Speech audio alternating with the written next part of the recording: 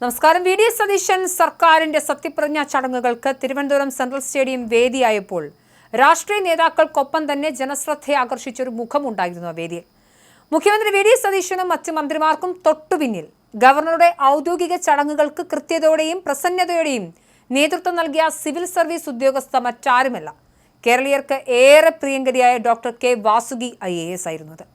നിലവിൽ ഗവർണറുടെ സെക്രട്ടറിയായ അവർ ലോക് ഭവന്റെ ചട്ടങ്ങൾ അനുസരിച്ചുള്ള സത്യപ്രതിജ്ഞാ ചടങ്ങുകൾ ഒട്ടും പാളിച്ചകളില്ലാതെയാണ് നിയന്ത്രിച്ചത്. നൂറുകണക്കിന് വിശിഷ്ട അതിഥികളും 10,000-കണക്കിന് ജനങ്ങളും പങ്കെടുത്ത അതീവ പ്രാധാന്യമുള്ള ഈ ചടങ്ങിൽ ആർക്കും ഒരു പരാതിയോ പരിഭവമോ ഇല്ലാത്തവണ്ണം കാര്യങ്ങൾ ഏകോപിപ്പിക്കാൻ വാസുകിക്ക് കഴിഞ്ഞു. ചടങ്ങ് കഴിഞ്ഞ് മണിക്കൂറുകൾ പിന്നിട്ടിട്ടും സാമൂഹിക മാധ്യമങ്ങളിൽ UDF സർക്കാരിന്റെ സത്യപ്രതിജ്ഞാവേദിയിലെ ജനകീയ ഉദ്യോഗസ്ഥയെക്കുറിച്ചുള്ള പോസിറ്റീവ് ചർച്ചകൾ സജീവമാണ്. തമിഴ്നാട് സ്വദേശിനിയായ വാസുകി അടിസ്ഥാനപരമായ ഒരു ഡോക്ടറാണ്. രോഗങ്ങളെ സുഖപ്പെടുത്തുന്നതിനൊപ്പം സമൂഹത്തെ ഒന്നാകെ മാറ്റിയെടുക്കണമെന്ന ആഗ്രഹമാണ് മെഡിക്കൽ കരിയർ ഉപേക്ഷിച്ച സിവിൽ സർവീസിലേക്ക് വരാൻ അവർക്ക് പ്രേരണയായത്. 2008-ൽ കേരള കേഡർ ഉദ്യോഗസ്ഥയായി എത്തിയ അവർ വളരെ പെട്ടെന്നാണ് മലയാളികളുടെ പ്രിയങ്കരിയായി മാറിയത്. കേവലം ഭരണനിർവഹണം എന്നതിനപ്പുറം താനിരിക്കുന്ന കസേരയ്ക്ക് പൂർണ്ണമായും ഒരു ജനകീയ മുഖം നൽകാൻ അവർക്ക് കഴിഞ്ഞു. ലാൻഡ് റവന്യൂ കമ്മീഷണർ, ദുരന്ത നിവാരണ അതോറിറ്റിയുടെ അധിക ചുമതല, പ്രവാസി മലയാളി ക്ഷേമ വകുപ്പിന്റെ മുഖ്യ സെക്രട്ടറി തുടങ്ങി നിരവധി പദവികൾ നിർണായകമായി അവർ വഹിച്ചിരുന്നു. നിലവിൽ വഹിക്കുന്ന ഗവർണർ സെക്രട്ടറി എന്ന നിലയിലാണ് സത്യപ്രതിജ്ഞാ ചടങ്ങിന് വാസുകി മേൽനോട്ടം വഹിക്കുന്നത്. തിരുവനന്തപുരം ജില്ലാ കളക്ടറായിരുന്ന കാലത്താണ് ഡോക്ടർ കെ വാസുകി ജനഹൃദയങ്ങളിൽ സ്ഥിരപ്രതിഷ്ഠ നേടിയത്.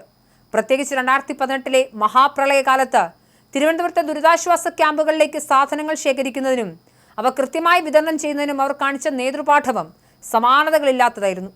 നമ്മുടെ സഹോദരങ്ങളാണ് അവിടെ കഷ്ടപ്പെടുന്നത്, നമുക്കുറങ്ങാൻ സമയമില്ല എന്ന് പറഞ്ഞ് തിരുവനന്തപുരത്തെ യുവാക്കളെയും സന്നദ്ധ പ്രവർത്തകരെയും ഒരേ മനസ്സോടെ കൂടെ കൂട്ടിയ കളക്ടറുടെ വാക്കുകൾ ഇന്നും ആവേശത്തോടെ മലയാളികൾ ഓർക്കുന്നു.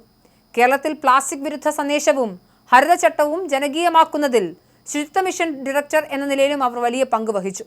ഡോക്ടർ കെ വാസുകിയുടെ ഔദ്യോഗിക ജീവിതം ചർച്ചയാകുമ്പോൾ സ്വാഭാവികമായും അവരുടെ ഭർത്താവും പ്രമുഖ IAS ഉദ്യോഗസ്ഥനുമായ ഡോക്ടർ S കാർത്തികേയന്റെ പേരും ഇതിലേക്ക് കടന്നു വരുന്നുണ്ട്.